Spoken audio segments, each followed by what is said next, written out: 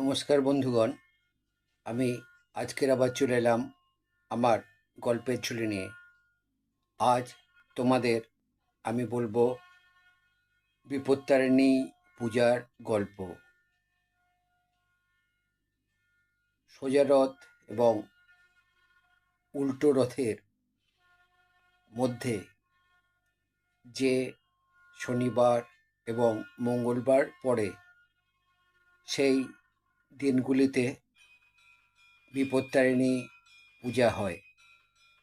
কেন এই বিপত্তারিণী দেবীর পূজা করা হয়, আজ আমি সেই বিষয়েই তোমাদেরকে গল্প বলবো। চলো শুনে নিই বিপত্তারিণী পূজার গল্প। পুরাকালে নারদ ঋষি বেড়াতে বেড়াতে একদিন কৈলাসে গিয়ে উপস্থিত হলেন।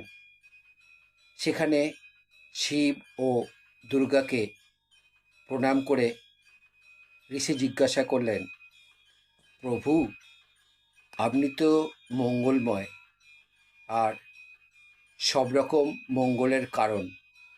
এখন বলুন তো, কি বা কোন ব্রত করলে মানুষ সব রকম বিপদ থেকে মুক্তি পেতে পারে? নারদের কথা শুনে মহাদেব বললেন, যে স্ত্রীলোক বিপত্তারিণীর ব্রত করে সে সব বিপদ থেকে উদ্ধার পায়। নারদ জিজ্ঞাসা করলেন, পূর্বে এই ব্রত কে করেছিল, তার নিয়ম কি এবং ফল কি? অনুগ্রহ করে আমাকে বলুন। নারদের এই কথা শুনে মহাদেব বললেন, পুরাকালে বিদর্ভ রাজ্যে একজন সত্যনিষ্ঠ রাজা ছিলেন। তার স্ত্রীও ছিলেন নানা গুণসম্পন্না। ঘটনাচক্রে একদিন এক চামারের বউয়ের সঙ্গে তার পরিচয় হয়। লুকিয়ে লুকিয়ে তারা অনেক জিনিসপত্র দেওয়া নেওয়া করতে লাগলো।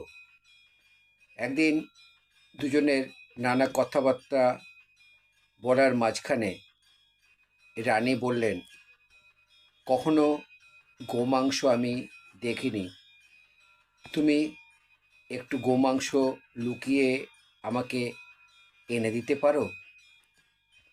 এরপরে রানীর কথা মতো চামার বউ একদিন একটু গোমাংস বেশ ঢাকাঢুকি দিয়ে এনে রানীকে দিয়ে গেলেন, আর রানীও সেটা নিজের ঘরে লুকিয়ে রাখলেন। ক্রমে কথাটা রাজার কানে গিয়ে উঠল এবং রাজা খুব রেগে গেলেন। পরক্ষণেই তিনি অন্তঃপুরে গিয়ে রানীকে বললেন, তোমার ঘরে তুমি কি লুকিয়ে রেখেছ, শিগগিরই আমাকে দেখাও, তা না হলে তোমার গর্দান যাবে। রাজার রাগ দেখে রানীর খুব ভয় হলো। কাঁপতে কাঁপতে রানী বললেন, আমার ঘরে নানা রকম ফল মূল আর ফুলই আছে প্রভু। রাজাকে এই কথা বলার পর রানী মনে মনে মা দুর্গাকে খুব ডাকতে লাগলেন। রানী মনে মনে বললেন, হে মা বিপত্তারিণী, আমি আজ খুব বিপদে পড়েছি, আমার আশ্রয় দাও মা, এই বিপদ থেকে উদ্ধার করো মা, আমি সারা জীবন তোমার ব্রত পালন করব।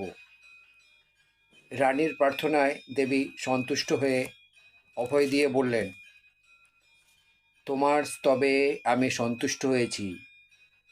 তোমার ঘরে যা ছিল সেটা এখন ফলমূলে পরিণত হয়েছে। তুমি এখন সেগুলো রাজাকে গিয়ে দেখাও, রাজাও খুব সন্তুষ্ট হবেন। মা দুর্গার কথা মতো রানী ঘরে গিয়ে দেখলেন যে চুবড়িতে গোমাংসের বদলে রয়েছে একরাশ ফলমূল। রানী তখন সব এনে রাজাকে দেখালেন, আর রাজাও খুব সন্তুষ্ট হলেন। ক্রমে রানী ওই ব্রত করতে লাগলেন ও অনেক সুখ ভোগ করে দেহত্যাগের পর স্বর্গে চলে গেলেন। বিপদ থেকে মুক্তি পেয়েছিলেন। কোনো বিপদে পড়লে যদি দেবী বিপত্তারিণীকে স্মরণ করা হয়, মন দিয়ে ডাকা হয়, তার পূজা করা হয়, তবে তিনি তাঁর অর্থাৎ যিনি তাকে স্মরণ করছেন তাকে বিপদ থেকে রক্ষা করেন বা পূজা করেন। এই হচ্ছে বিপত্তারিণী পূজার কাহিনী, গল্প বা গাথা।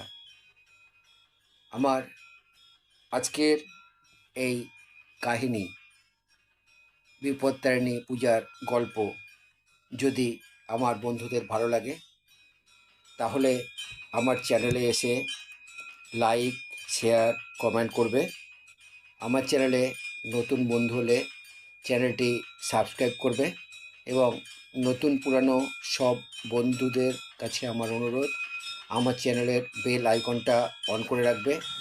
তাহলে আমার পাঠানো সমস্ত প্রোগ্রাম খুব সহজেই তোমাদের কাছে পৌঁছে যাবে। আবার নতুন গল্প নিয়ে, নতুন ভিডিও নিয়ে আমি তোমাদের কাছে উপস্থিত হব।